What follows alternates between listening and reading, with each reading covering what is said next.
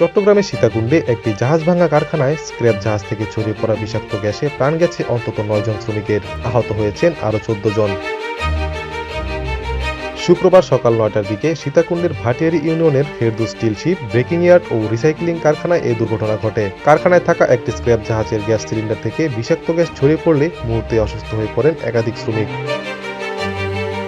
নিহতদের মধ্যে অন্তত ৬ জনের পরিচয় শনাক্ত হয়েছে। তারা হলেন সানি জলদাস, পলাশ জলদাস এবং ২ সহোদর মনসুর আলী ও নাসির উদ্দিন, সবাই ভাটিয়ারী এলাকার বাসিন্দা।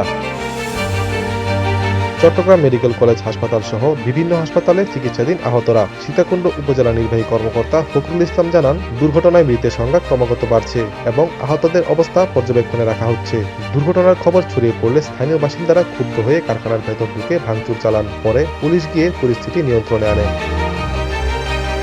ফায়ার সার্ভিস চট্টগ্রামের সহকারী পরিচালক তৌফিকুল ইসলাম জানান, যে জাহাজটি কাটা হচ্ছিল সেটি এলএনজি বহন করত এবং এ ধরনের জাহাজ আগে গ্যাসমুক্ত করে কাটা নিয়ম থাকলেও এক্ষেত্রে তা মানা হয়নি বলে প্রাথমিকভাবে ধারণা করা হচ্ছে। তার ভাষ্য, ট্যাঙ্কে থাকা ফ্লোরিন, কার্বন মনোক্সাইড বা কার্বন ডাইঅক্সাইডের মতো গ্যাসই এই দুর্ঘটনার কারণ। আর শ্রমিকদের নিরাপত্তা ব্যবস্থাও ছিল অপ্রতুল। ATV USA news desk. ATV USA, বিশ্বজুড়ে বাঙালিয়ানা।